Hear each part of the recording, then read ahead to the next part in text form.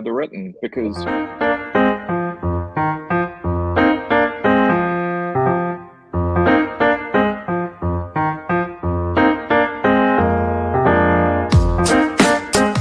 Hi, I'm Eric Sabri, your Wayne County Treasurer. If you're living in the home of a deceased family member and you're facing property tax foreclosure, the probate process can be helpful to you. If you file a probate petition and notify our office, the foreclosure proceedings will be halted during the probate process. Contact us at 313-224-5990 or email us at taxinfo@waynecounty.com. We're here to help.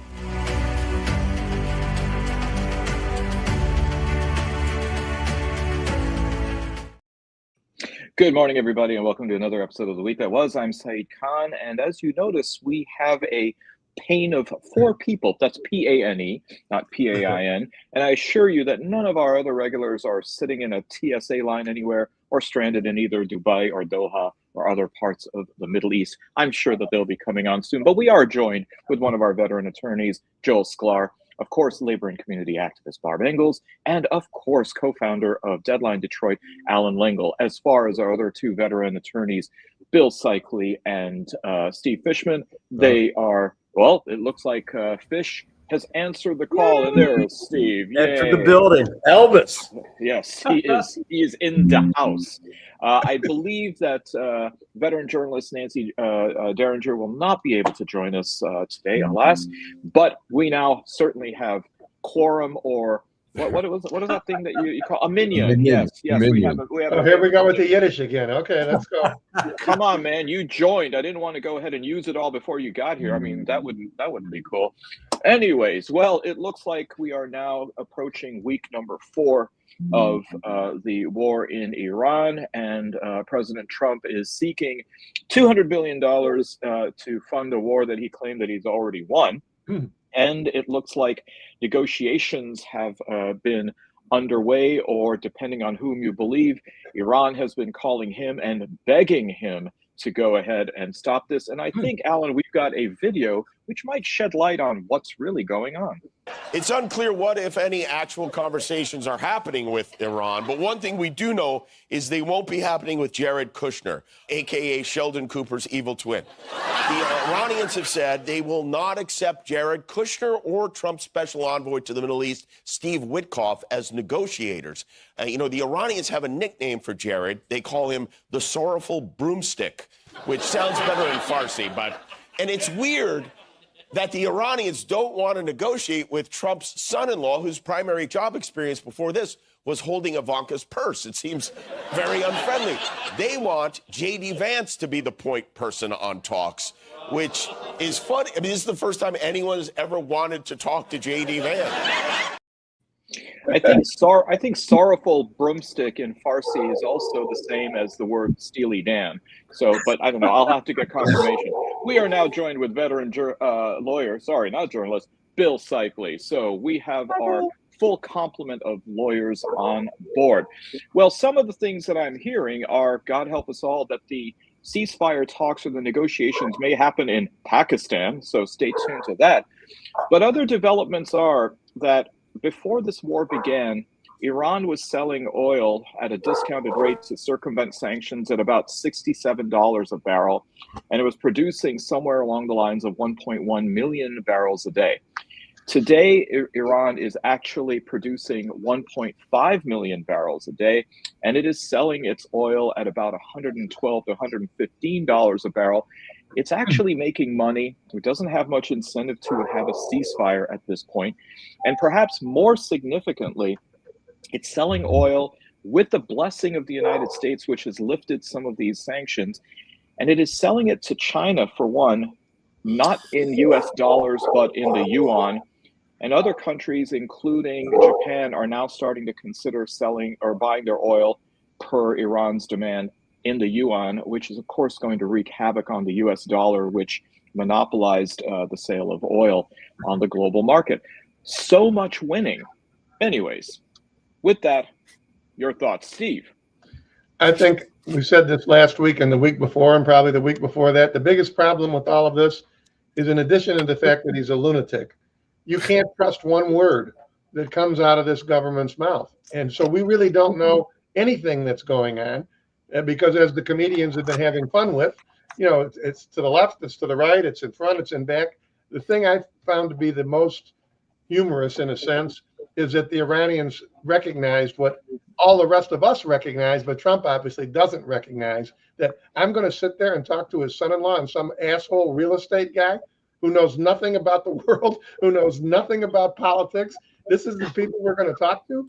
So to me, I just think it's very difficult for any of us, any American citizen, to really have any idea what's going on, because when Hegseth talks, you can't believe him. When Trump talks, you certainly can't believe him. There's really not any of them who speak. And, Rubio, he's under a rock somewhere, I suppose. He and J.D. Vance are hiding out in who knows where in Idaho. And there's really no one that any of us can listen to and say and have some idea of what really is going on. Steve, that cabinet meeting yesterday was a disgrace, and probably the biggest lie that he told in it was he claimed that Sharpies cost $5 each.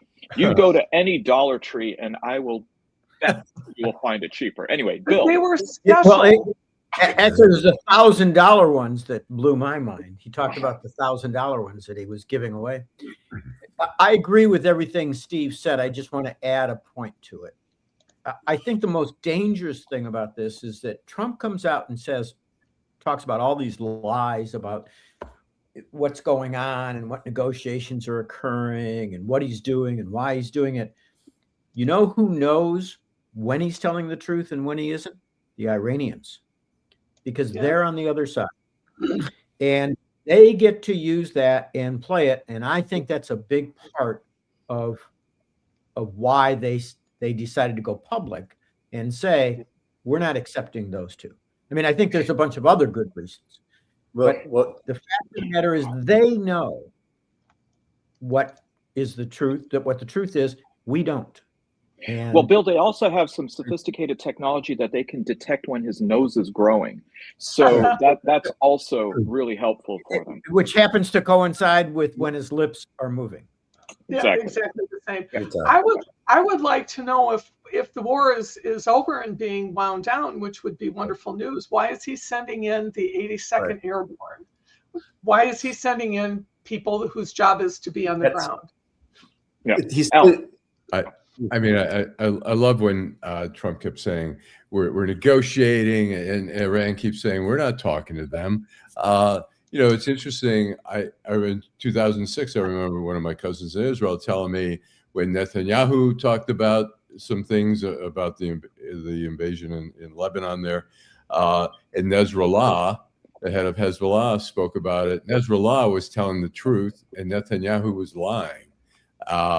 And so, we try to paint the Iranians as liars and all that kind of stuff, but it's like Trump. We don't believe a thing he says. Joel, Iran is winning the war. Iran has more leverage than Trump doesn't think ever knew they had. Every day that they can, strangle the Strait of Hormuz and cause economic havoc, they win. They are not going anywhere. They are going to go more to the right, is my guess, when the younger cleric who may not be liberal or tolerant. We're going to get the devil we don't know about, but the Iranians are winning. We are not winning. We're expending lives. We're spending amounts of money, and we can't just get out of this. You just can't say, as Trump has said, well, it's not our problem. We don't even use the damn thing. It doesn't work that way. And so we're in a situation where he's dying to get out. Whenever he says they're dying to do a deal, he's dying to do a deal. This guy is dying to get out, and he's already rolling over on Hegseth. He's the first guy who said go. This is something, again, this is something that just isn't going to pass over. It's just not like you can't hide from it. No use of it, but you can't hide from it. It's not going to go away, and it's going to get worse and worse and worse. And his lies will get bigger, bigger, and bigger. Well, apparently there was a phone conversation between Netanyahu and Vance really flailed Netanyahu, saying, how could you tell Trump that this was going to be an easy war? But I think in fairness, it wasn't just Bibi. I think Hegseth was sitting there in a Pavlovian pant. And then so was Lindsey Graham urging Trump on, saying, yeah, this is going to be great. And, they'll probably build you a statue. And by the way, you could also become Ayatollah of Iran. Apparently that was another incentive thrown at him. Oh, my God. Yeah. Remember So- when Dick the Bruiser sang about the Ayatollah back in 1979? I don't know if any of you remember on WRIF. So there was that. So Joel, you're talking about an off ramp. I mean, what do you think that would look like here? I think the Iranians are going to dictate some terms. You know, I'm not. I think it's going to be beneficial to the Iranians. They're already getting money. They're already getting a windfall from this. I think they got 14 billion. I remember when Trump was railing on Obama for releasing assets that were far less than that. I from where I'm sitting, Iran is looking very formidable. They are very patient. They have thousands of years history. We are 250. You know, they're going to endure. Almost, Joel, almost 250. We are trying. You know, we're not going to outlast them. They're going to outlast us, and we are stuck. We're screwed. So the off ramp is a capitulation on our end more than theirs. But Joel, I'd be willing in those negotiations to accept, if Iran's demand is true, to have the Khamenei Trump Kennedy Center for the Performing Arts. If that's what gets us out of it, I'm fine with it. That's a given. Yeah. Steve. I think there's one other thing that we haven't mentioned, but we all know it. The Iranian leadership is able to do that because, quite frankly, if they've shown anything over time, they don't give a flying fuck about their own people. They don't. I mean, they're willing to slaughter, what was it, 30,000 people or something like that for marching in the streets. So they're not sitting there worrying about whether their stoves are running or whether their electricity is more expensive, et cetera, and so forth. Whereas in this country, obviously, if somebody has to pay 50 cents more for gasoline, and then they start screaming and yelling. So it's a different dynamic. They don't have to worry about how their people think because they don't care. According to independent sources, Steve, I think it was closer to about 300 to 3,500 that were killed. But the other thing to also understand is that the Iranian mindset is really based on the Shi'i expression of martyrdom, and so absorbing sacrifice is actually part of is baked into the cake. In many ways, the same way that we underestimated the Soviet Union. I mean, their losses in World War II were with at least a couple, 3 more zeros attached to it. That's a whole different cultural mindset, and I think you're absolutely right. We totally missed the ball on that. So, Allan. But by the way, I think the 3,500 is for this latest demonstration. I think and correct me if I'm wrong, I think the 30,000 may be over the many years. You're absolutely right. I mean, going back to the 2009 protests during the Ahmadinejad elections and others, yeah, in the aggregate. But I think the way that the media plays it is though it was like in December and January. Right. And as far as Joel is saying in terms of Iran winning, I mean, it's one of those things like in a war, I don't know that I can't really say, well, this is my opinion, Iran's really winning. I mean, their military has been probably a lot of their infrastructure's been decimated. But I think it's almost like saying Ukraine's winning because everyone thought Russia would win in a week, and Ukraine's hung in for 4 years now. Are they winning? I think we're seeing that the same thing, that we can't roll over Iran in a week or two, you know, like Trump was saying, go ahead in there, take back your government, which is just total bullshit. Bill. Iran survived 8 years of a war with Iraq and other Gulf neighbors and American assistance, so they're kind of used to this. Bill. You know, let me ask Allan a question. Allan, sure. Who won the Vietnam War? Who won? Well, I guess, yeah. I mean, you could say Vietnam. Who won the Afghan wars? I mean, I think both the Russian and the United States. Really, I have a point I really want to make here. Losing hundreds of thousands of people, is that a win? Well, if you define it, it depends how, you know, they're defining it as, exactly as the a point win. I'm Every day they sustain another blow, they win. I think that the problem with your statement, Allan, and you know how fond I am of you, so being critical of you is hard. He's a man. He is. But the problem is that if you adopt Trump's definition or the traditional American definition of a military victory, right, we can bomb the shit out of anybody and say, hey, we won, look how fucking big our penises are.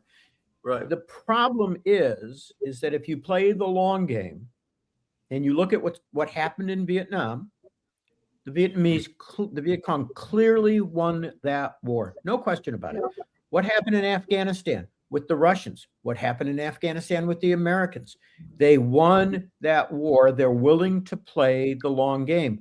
By the way, just to not drop us out of history, how we won the American Revolution. So what a win is in a military conflict depends on who you are. The difference between terrorists and patriots, in the end, is who won that war. Yep. In the end, not now. I agree. I'll agree with you on a lot of that, but I'm just saying Iran has lost a lot of its military, the infrastructure there.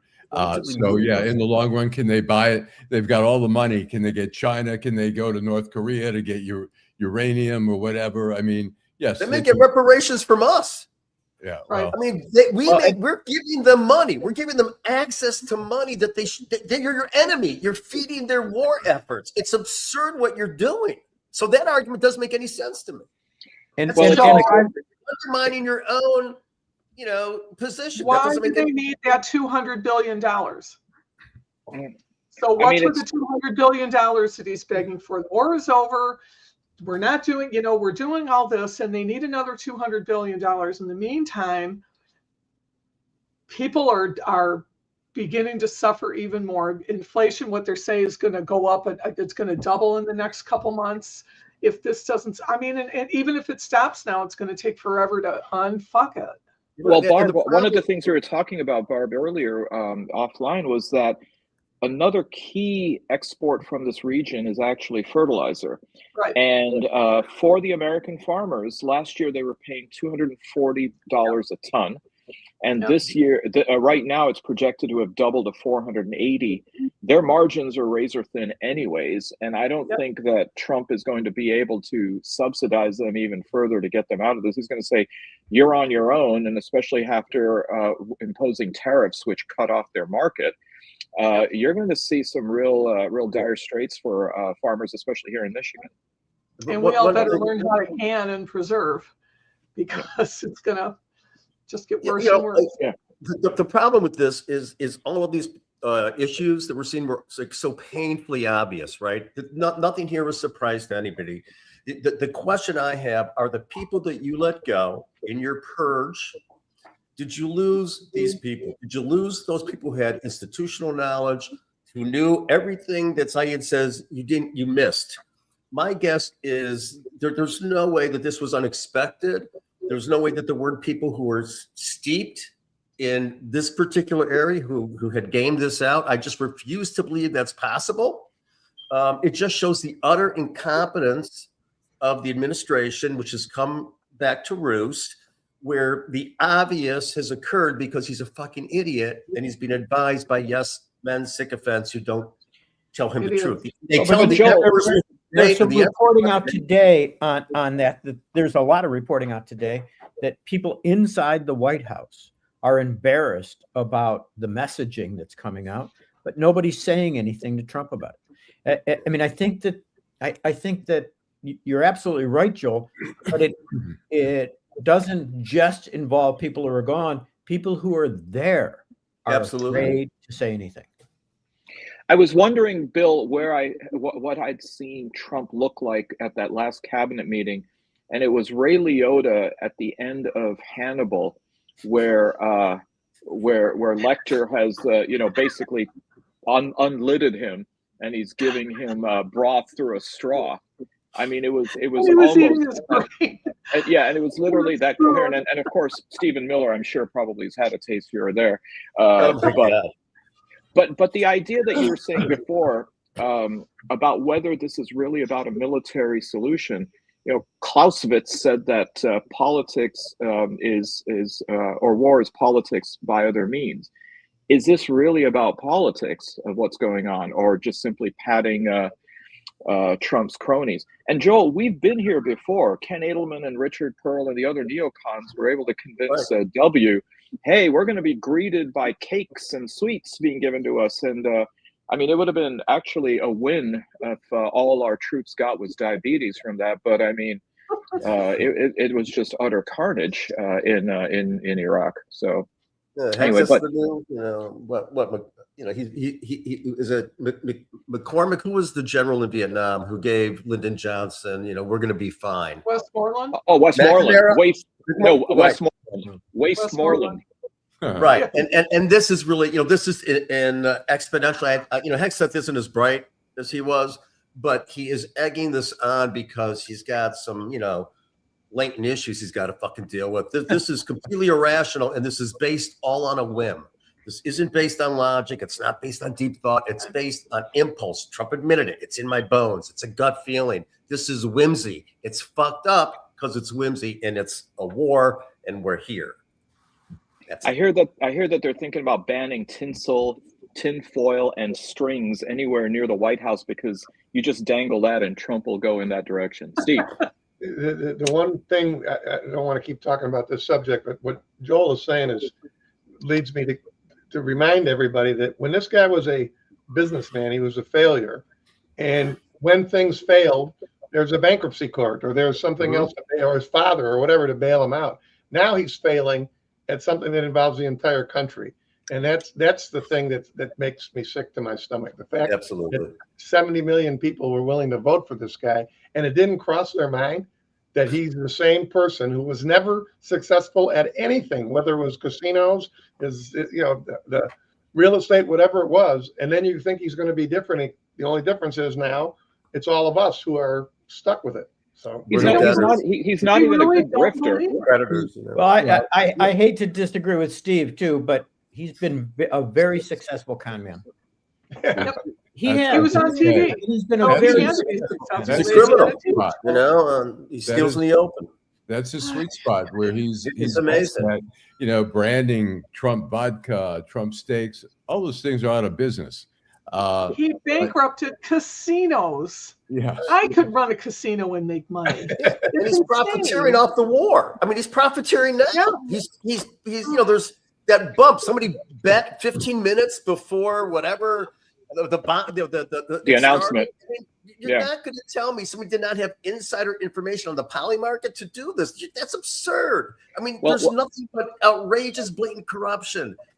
But Joel, look who else is involved in this. I mean, Secretary of the Treasury just announced that Trump is going to be the first sitting president to have his signature on American Nero. He's Nero. Yeah. He's Nero. I mean, my God. Well, you need something to do with that fine tip Sharpie that costs $1,000, I suppose. And what you think? Actually, and here's the irony. Given how much grief he was giving Biden, will he have to use the auto pen in order to do that, or is he planning on signing every bill?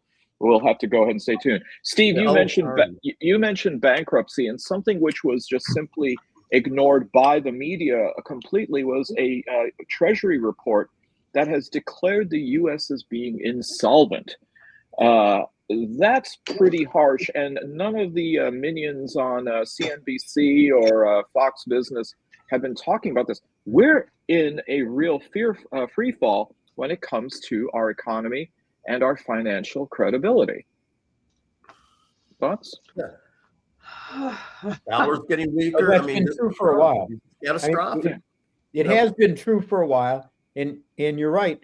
We don't cover it. Why don't we recover it? Yeah. Why doesn't the media cover it? It's, in my opinion, easy. They don't want to put the market into a free fall either. They don't want people panicking and pulling money out of the market, which would create a bigger problem. So basically, we have a Potemkin country. Yeah, I want to comment on what Lila's saying, that people voted for him because he's a good businessman and stuff like that. But I think we've seen that business people often, more often than not, are not good politicians. I mean, Rick Snyder was, you know, I think he was a nice guy, but he was not a nice guy. He poisoned the whole city. Yeah, true that. But you know, all funding for mental health. Business people saying they know how to handle money and stuff like that. I mean, he was, as you guys have said before, I mean, he wasn't a good businessman, but he's a good con man. He's a good brander. He's a good marketer of Trump, of the Trump brand. That's why he puts his name on every fucking thing he can put his name on. He pisses on every fire hydrant he sees. Steve. Well, I go back to what we've said for a long time. When she put that in there that people thought he was a good businessman, what people really were going by was that TV show. They weren't going by anything about business. That's why Mark Burnett, I think is the guy's name, who put him on there. He's the one. They ought to have him on television explaining how he managed to create this asshole, because he's the one who did it. If it wouldn't have been for that show, he'd have just been another rich kid who blew his daddy's money and did all kinds of, he did a lot of loud talking and weird stuff. But at the end of the day, he's a failure until Burnett turned him into a success. And that's why when she says there that people people who voted for him think he's a good businessman, they don't know anything about his actual business history. So Allan, we're talking about Rick Snyder and about how he wrecked Flint. One thing that, of course, he refused to do was drink the water there. But I think there's another person who wants to be governor who it really seems like he did drink the water. And I think we've got his latest campaign ad. In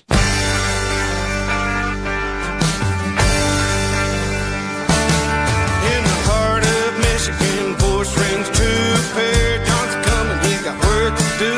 Conservative leader, just like the best, no hold bar, he's ready for the test. Quality pitches, see that's his game. Cut to the plate, call out the name. Pardon? Jesus God. Man, Wow. got money to It's spend. difficult to listen to. Well, what's Doesn't it worse? remind That you of- Go ahead. No, please go ahead, Barb. It reminds me of the Tudor Dixon commercial for governor when they had all the fake bikers standing around talking about how bad Gretchen Whitmer was. I mean, that's such pandering to people that plus it's terrible. Okay, everybody, next Wednesday is April Fool's Day. What would really make my day is if we had the same ad sung by Shri Tanadar. Or Perry Johnson or for Shri. I think that the difference here, Barb, I agree. This is reminiscent of Tudor Dixon, but here's the difference. This guy seems to have endless amounts of money, and he's surging, as Sir Polis pointed out last week. He's surging in the polls. I mean, I think that there's a real possibility that John James is going to drop out of this race and decide to run for Congress. This guy's terrifying. He is scary. And look, I've said for many weeks here, I'll never forgive Duggan if he allowed John James to become governor. Boy, am I going to be really mad at him if Perry Johnson becomes governor. You can start being mad at I mean, I think the fact there's no reason to wait. The fact that Perry Johnson is rising just really is a testament to the weakness of that field there, that there's really nobody. Allan, please. I think it's a commentary about MAGA. Yeah. I mean, why is he rising? It's not just the money. It's who he's appealing to. 47-47. Clearly a reference to Trump being the 47th president. It's not what you're going to get back if you eliminate the state income tax. Take a look at what the average person pays in state income tax. It's not anywhere near 47-47. Right. It's ridiculous. This is a MAGA appeal. Mm-hmm. This is, I'm going to do what Trump did. Bill, don't you think that he's also appealing to people who are really into prime numbers? I mean, 47 is just like right there. So you should really think about these things. Well, speaking of people who are on the MAGA side, one of the big draws that they had was this belief that elections that don't go their way have been fraudulently procured. And in California, the Riverside County Sheriff, a man by the name of Chad Bianco, also running for governor on the Republican side, has seized over 500,000 ballots, 600,000 to be exact, claiming that there was election fraud. I mean, this is in California, which still to right now swings a little bit more Democratic than Republican. How much more mileage are people going to get off this whole idea about election fraud? It seems like, is it the people that vote for Perry Johnson and support him? Because this is going to be a real problem going into November. Joel. It's a fraud. There is no election fraud. The whole idea of election fraud is conjured. this becomes again another big lie that just gets repeated and repeated and repeated, and people assume it's true. It has been established that mail-in balloting is incredibly safe. We don't have voter fraud that has any impact on any election. So a falsehood, a misrepresentation is being sold that people apparently are buying. And it's going to end up hurting everybody again. It's an embarrassment. Trump voted, I guess, in the Florida election by mail. And then when Mike Johnson was asked about that, they said, well, how can you support the president on this when he voted by mail? And he said, well, Florida is a very safe state, but there's some others that are not safe. Let's talk to Al Gore about that. Yeah, it's just honestly, it's well, no, wait a minute. Right. At one level, Alan, he's right. It's a safe it's a safe state for Republicans. Right. And it just points out he may have accidentally told the truth. He may be saying, if that's safe, what we need to do is just disrupt the Democratic states. Yeah, in Philadelphia, we got to start doing some stuff. I mean, it's crazy. And Detroit. Yeah. Have you seen the disparity of getting FEMA aid to states that have a Democratic governor and 2 Democratic senators compared to Republican governed states? It's out in the open. But I'll tell you, if you're going to go ahead and throw shade on old Perry with his country ad, or even Shree, I think, Alan, before we go to a commercial break, we've got one more to show politician who really gets the young people. This is out of the Iowa senator. The midterm elections are a few months away, and everyone knows the best way to reach young voters is through social media. That's why politicians like Senator Joni Ernst are cranking out content, and it's going about as well as you think. There is a McFlurry of folks that are rushing to the Golden Arches to feast on fast food, paid for with food stamps provided by SNAP. It may sound crazy, but I'm not McRibbing you. Oh, Joni, don't do that. You've lost all your McDignity. For those of you who are eating a big arch right now, we're going to go to a commercial break, Alan. Hold on. Hi, I'm Eric Sabri, your Wayne County Treasurer. If you're living in a home of a deceased family member and you're facing property tax foreclosure, the probate process can be helpful to you. If you file a probate petition and notify our office, the foreclosure proceedings will be halted during the probate process. Contact us at 313-224-5990 or email us at taxinfo@waynecounty.com. We're here to help.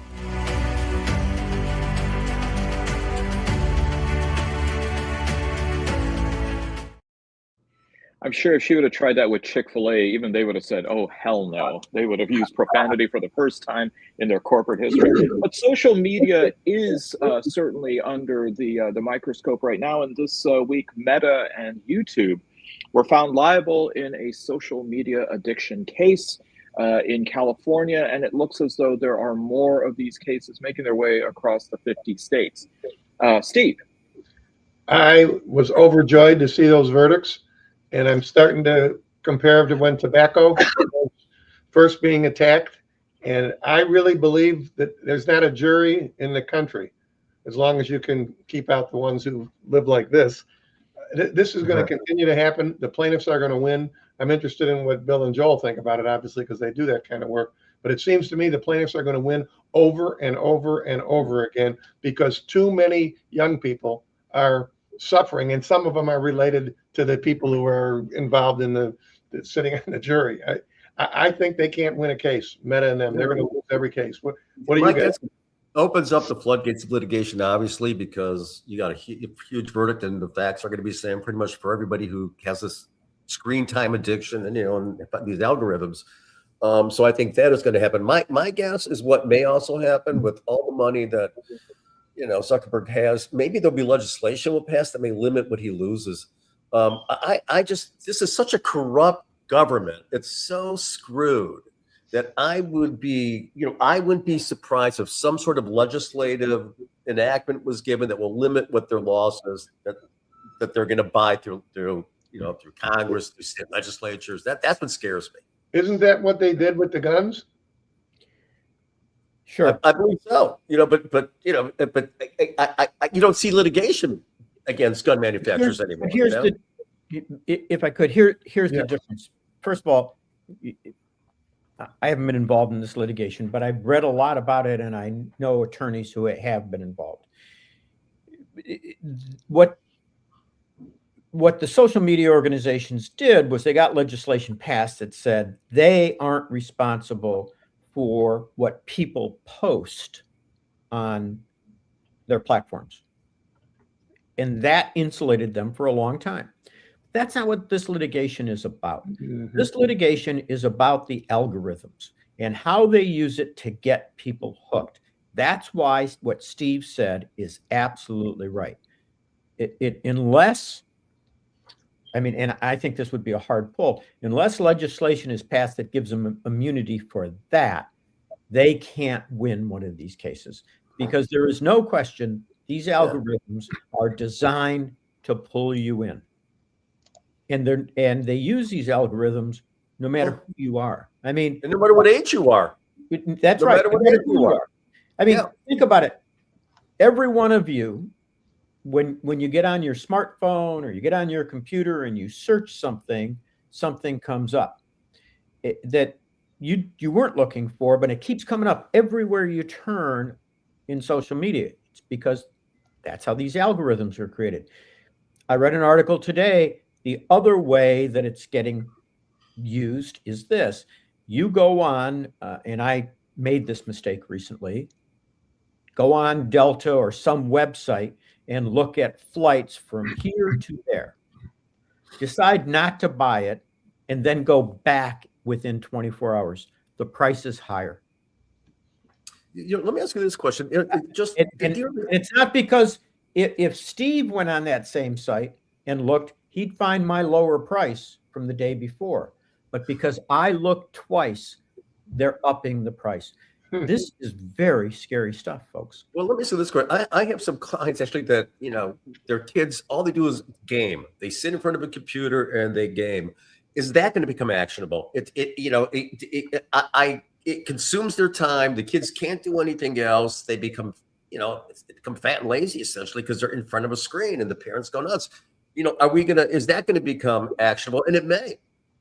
Because it is all addictive, and that's created specifically for a certain, demographic, and so you start expanding it. But Joel, I mean, I don't know anyone who killed themselves when they lost at Monopoly. I mean, it seems as though there's something more. In systems with communities where you're talking and you're in a community, you're trolling each other, you're talking trash to each other. Some kids, I'm sure, have taken actions that ain't so healthy for them because of that. So it's not a board game. It's far more sophisticated. Yeah, there's been a lot of trouble with women playing video games in those communities, and they're being kicked out and they're being harassed. And it was a problem for a while, and there was a few lawsuits against young women who were doxxed as a result, just because they went in and they played the same games. But a lot of that became even bigger during the plague, as young people had this was the community that they had. That's a good point. And I know a lot of adults that game that way. They go home, they don't watch television, they game. Right. You know where women don't have that problem, Barbara? Afghanistan. I'm just putting it out there.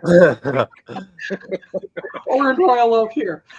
Well, I don't actually think Meta's available in Kabul, so there's that. Well, I don't know if any of you are looking to travel today or this weekend or next, because spring break season is upon us, but you may be caught in some very long TSA lines.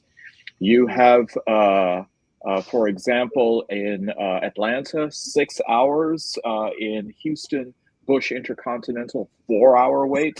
And that is because, of course, the government is not funding DHS, and it is now being exacted upon TSA workers who have not been paid in their last pay cycle. But fear not, the president has moved ICE agents over. Even though they're not trained to handle the security duties of TSA, they're just sort of nosing around the airport. And in the case of Atlanta, they have been handing out water bottles to people who are waiting in multiple hour lines. The Senate is currently underway in trying to procure legislation on this, but given the fact that He passed it. It's in the House now. It's in the House now. Okay, thank you for the update. Well, I hope they work on this faster because apparently they're all leaving for a 2-week break themselves tonight. So, and I doubt that Which is Speaker the best Johnson. hope we have for it happening. Yeah. So let's see what happens. Alan. I was going to say, I think it's so disgraceful. I mean, the Democrats proposed this 3-4 weeks ago, and now the Republicans are like, yes, we think this is a great idea. Let's do it. I mean, it was a breaking point at the airports all around the country where people were gonna. I mean, you can't stand in line for 4 to 6 hours to go. Third world nation. It's a third world country, man. No, Joel, I love you, but I got to disagree. Do not insult third world countries because they don't have this issue. It's a fourth world country, a fifth world. It's a third-rank country. I'll use Trump's words. It's ridiculous that we even have if you do get on a plane, is there an air traffic controller? Is there more than one in the tower taking care of you? We're Look at what happened at LaGuardia, friggin' LaGuardia Airport. One air traffic controller. And how many did you fire? How many have you let go? I mean, this is. I'm not getting on a plane. These are all the decisions that are coming home to roost. I mean, the TSA is thinned out by I think a third. That's not the TSA. The guys in the air traffic controllers. That's absurd. ATC, yeah, ATC people have been really called on that. Yeah. Oh my God. Yeah, Bill, I think you were going to say something. Yeah, I mean, here's the problem. We say that there's some hope here, and we hope this gets done, and that Republicans are now doing this. Mike Johnson has not taken a position on whether Republicans are going to vote yet. That's right. As of 5 minutes ago, when I was looking, he still hasn't taken a position. Why? Because Trump keeps on saying, no, I don't want a deal. Interestingly enough, and I don't understand, I mean, God, this drives me crazy. I don't understand why people aren't upset about it. Trump said last night, I've ordered that TSA agents get paid. You know what?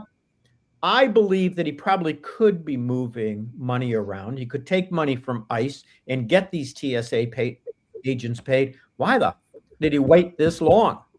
I mean, if he could have done this and he does it now, he's responsible for all this pain. I think I am flying out next week. This is pissing me off. I think the fact that it's being funded is seen as a defeat for the Republicans because they've been resisting the whole time, and Trump has been telling them, no, don't give in. But, you know, you can see every day the country just feels a mess. Gas prices are up. The airports are a mess. You know, we're at war. It's just a shit show. Well, here closer to home, it looks like, Bill, the TSA lines are not that long compared to other places. It seems though that they're fairly normal for now. So there is some good news to that. But on the other hand, we do have an element to the ICE issue. Michigan Attorney General Dana Nessel has filed a lawsuit to prevent ICE from opening a detention center in Romulus, pretty close to the airport. How is that looking, and what do you see as the prospects of being able to block that? Alan? Well, I mean, they didn't go. Part of the lawsuit is saying they didn't go through any of the steps that you would have to take when you're going to a certain city. You know, go through the planning commission, go through the city council, go do environmental impact. You know, you're talking about bringing in 500 detainees. You're talking about bringing in staff. It's only going to clog up the roads. It's near the airport. The airport's already a busy area there. I think, you know, I'll defer to the lawyers, but from a layman, I would think they have a pretty legitimate case. But I'm also noticing on the subject of aviation, Alan, that airlines like American Airlines are really cutting back. So if you are booking a flight to, say, a very small airport, like, say, South Bend, Indiana, chances are you're going to get to a hub like O'Hare, and then they're going to have a coach bus set up for you to go the rest of the journey. So be careful when you're seeing these measures, whether it is a cost-saving measure, an environmentally conscious measure. But for those of you who don't like going Greyhound, you might find that as being part of your future. Yeah, unfortunately, I wish Alan were right. I've actually litigated on a federal instrumentality issue. I had a case before the Michigan Supreme Court on this. the odds of her winning this case, and I'm so glad she brought it, because I think it has the benefit of potentially slowing things down until this monster is gone. But she's got to draw the right judge, and ultimately in the Court of Appeals, the right panel.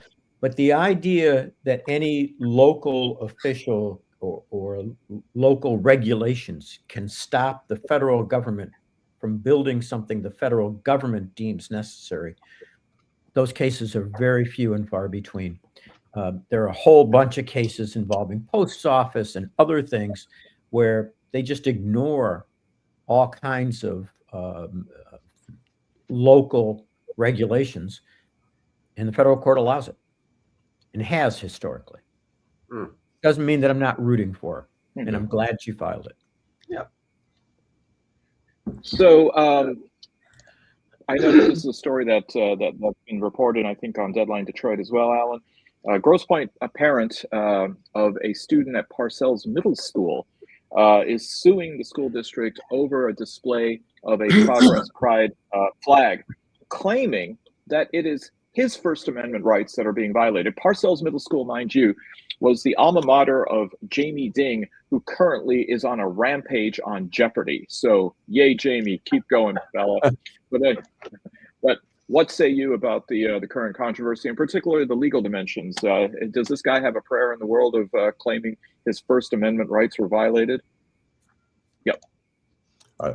I'll say something, and then I'm curious what the lawyers have to say. I mean, part of what the school board was offended by was the guy went around the school videotaping things, went into the classroom where a teacher was sitting there, included her in a videotape that he then posted on there, attacking the school for, their lessons or whatever. And I think that took it to a level that I think they had justification to do what they did.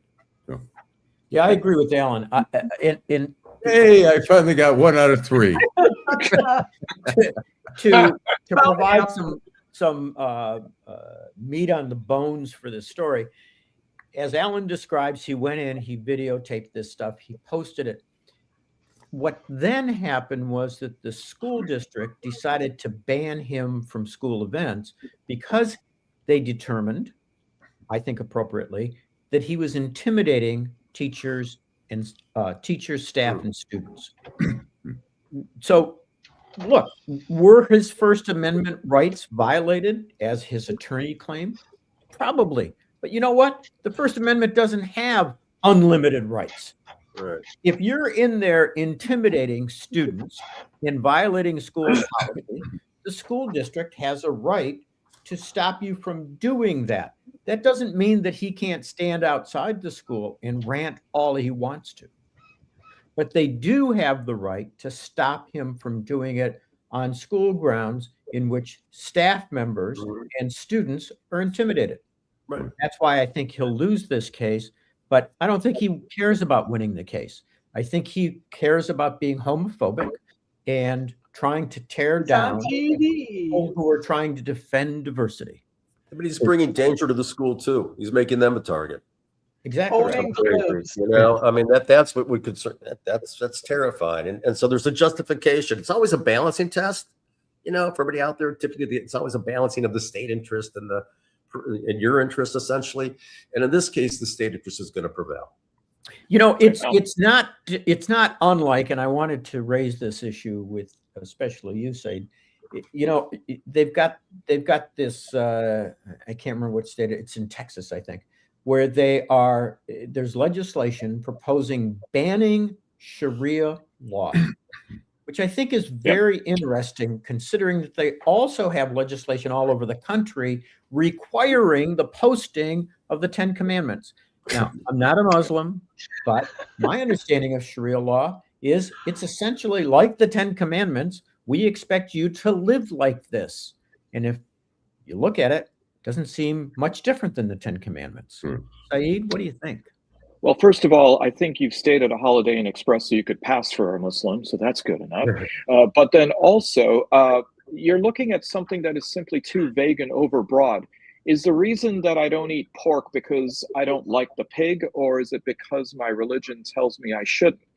How is that possibly going to be enforced the next time I go to McDonald's and I just get an egg and cheese McMuffin and they're like, oh, you need to get the sausage on there? I mean, it's absolutely absurd to have this happen. So I agree with you, but unfortunately, 38 states have attempted to pass legislation which bans Sharia, and fortunately, they've all been knocked down because cooler heads have prevailed, especially those who understand the First Amendment. But we can't rely on that, especially with the goon squad up at the Supreme Court these days that do have a majority, especially after Murfreesboro, Tennessee, when they were trying to ban the expansion of the mosque and the construction of a Muslim cemetery there. The plaintiff's attorney that was trying to block those efforts claimed that Islam doesn't have First Amendment protection because it is not a religion. And fortunately, Attorney General Eric Holder at the time under the Obama administration said, what are you talking about? But the fact that they had to get judicial notice for something that seems self-evident, that it went to that level, was rather frightening. But Barb, when you're talking about this being in the news, there may be a chance that it may not be in the news locally, because it looks like WWJ is going to lose CBS News programming as the network shuts down its radio network. And I don't know where I'm going to get my traffic and weather together anymore on the 8th. WWJ is going to remain. They're just going to lose CBS. Oh, okay. Yeah. Okay. CBS. I was with Saeed on this one. No. CBS has decided, I don't know if it's Barry Weiss's decision or whoever, that they're not going to have a radio division anymore. They did the hour, they did the CBS broadcast. They'll just get Fox News or ABC radio or something like that. But no. Well, does that mean the TV station is also losing the ability to broadcast CBS News? No, it's just radio. No, just radio. The radio.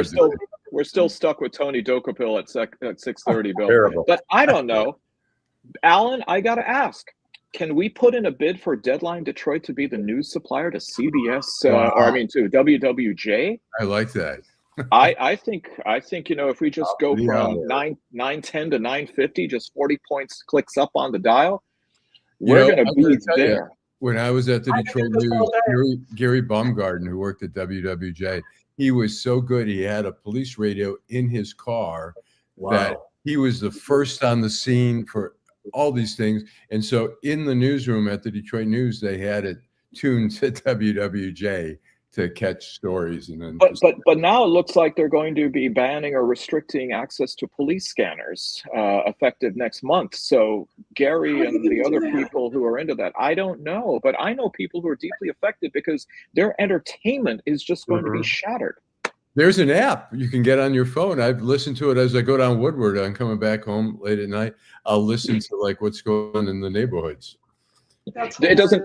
The scanner doesn't tell you you're currently under threat, does it? But isn't it really? It's really sad that the radio news is going away like that. I mean, they're going to they wanted to stop putting AM radios in cars, and just I grew up in a house where my mother listened to the radio all day long. And it was like that scratchy sound of AM radio and somebody telling the news. It sounded like it was coming down from somewhere very important. I mean, that's something that. I want to bring back 8 tracks. God damn it! I want CLW News 2020 News. See, Barb, I thought you were going to quote Steely Dan and say no static at all from FM, but I was actually going to say that Texas was banning Shania Twain, but in seriousness, I mean, especially after the announcement by the Detroit Tiger organization, radio is the only way that we're going to be able to listen to and enjoy games for free. Yeah. So given the fact that they're moving over to a subscription service, so I don't know. I'm sorry if I stepped on anybody's schmuck of the week. But lastly, I also want to talk about the passing of former FBI Director Robert Mueller at the age of 81. And particularly as I can see with Bill shaking his head, other than the fact that it may be for grief, it may also be because of the anger at President Trump and his awful response to Mueller's passing. Bill. Yeah, it is hard to say that he's reached a new low, but You know, I've had my problems with Mueller over the years. I actually had I met him twice. He was a button-down guy. He was very formal. He played it straight all the time. Here's a guy, and I was an anti-war protester. I did everything I could to dodge the draft and did it successfully, I might point out. Well, that's because you were in disguise, right, Bill? Don't do it. Actually, because I drew a high number in the end. I lost my student deferment and then drew a high number. I was the luckiest guy on the planet. At any rate, here, okay, I don't do that. You got Trump, who gets out because of bone spurs. You get Mueller, who volunteers, serves 2 tours in Vietnam, awarded a number of medals, including the Bronze Star, becomes one of the finest law enforcement guys in the country and plays it straight. Really does play it straight. I mean, I was offended that he didn't point out that Trump was interfering in the elections, but he said that wasn't my assignment and it's violative of our rules. And for Trump to say, "Good, I'm glad he's dead. He can't harm any other innocent people." Well, he couldn't have been talking about himself because Trump's not innocent. And it's the most offensive thing I can imagine him doing. It is as bad as but I wasn't really talking about disabled reporters. He's just a pig. And the fact that it doesn't offend more people, especially Republicans, it's beyond me. Steve. I think the comparison between the two of them begins at birth, basically. Mueller came from a privileged background, as did Trump. Mueller went to an Ivy League school, as did Trump. And then everything diverges about 100% without going back to what Bill said. But Trump buys his way out of the draft, as many people who had money did at the time. Mueller volunteers for the Marine Corps. Mueller wins a Purple Heart. Mueller saves a guy who would have died otherwise. He gets shot. And everything after that diverges. And the notion, I mean, they're almost the same age, right? Mueller passed away at 81. Trump's 79, going on 80. And it's an interesting thing to compare the two of them. And it's fascinating to me. I expected that any number of Republicans, in fact, you would expect that all of them would have said that's disgraceful for him to have said something like that. And how did they dodge it their usual way? Oh, I didn't hear it, or I'm in a hurry, or blah, blah, blah. The fact that more of them didn't step up and say how disgraceful it is, to me, is almost as bad as what he said. Yeah, I agree. So, I mean, is Trump just simply that deluded that when he passes, he's not aware there's going to be a global euphoria to this happening, to his death? I mean, by the way, I'm asking for a friend that if he is going to be lying in wait in state at the Capitol Rotunda, there's extra room in my Chinese dragon that's going to file past the casket. So just let me know, Steve. I believe for sure he doesn't have any negative information coming to him. You guys have been talking about it earlier in the program.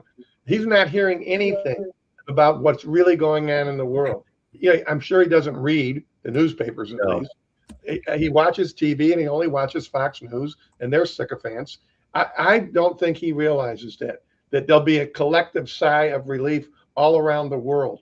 And can you imagine what it'll be like in Europe? I mean, can you imagine? Are you 2-minute video security briefings, or with graphics? He hit on Dana Perino on Fox News, spent a good amount of time on a phone-in interview saying about how good she looks, to the point where she even had to go ahead and deflect it by saying it was the makeup artist. This is where we are. And actually where we are is coming into our last segment now. Downtown Detroit, Robert Wells, Schmuck of the Week. Okay, Steve, I know you've got basketball to watch later on this evening, my friend. So who's your schmuck? This is the first time I've ever done this since we named the trophy after Trump.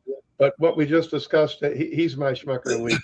When I read that, it first came out, I almost didn't believe it, that even a guy like him could say anything like that. But then when he absolutely, yeah, and it's true, and that's what I said, he wins his own trophy, at least as far as I'm concerned, because to say something like that about anybody publicly, I mean, other than it's out of Charles Manson, maybe, or something like that. But who says something like that publicly about a public figure who's had the background and that Robert Mueller had? So he wins his own trophy. Oh man. Okay, Barb. I have two of them today. One I will give to Nancy unless she sent one. Scott Bessent, when he was asked about what Donald Trump said about Robert Mueller, he said that we should have more empathy for the Trump family because of what the family had been through from the Mueller report, which is, it's mind-boggling. And he said it, and you know, that little purse slip that Robert Benson says, it just, you know. My other one is Pete Kegsbreath, who prays for violence against those who deserve no mercy, which is the Iranian people, the innocent Iranian people, the innocent Lebanese people, everybody in that area who's being bombed and murdered by our bombs for what? For fucking what?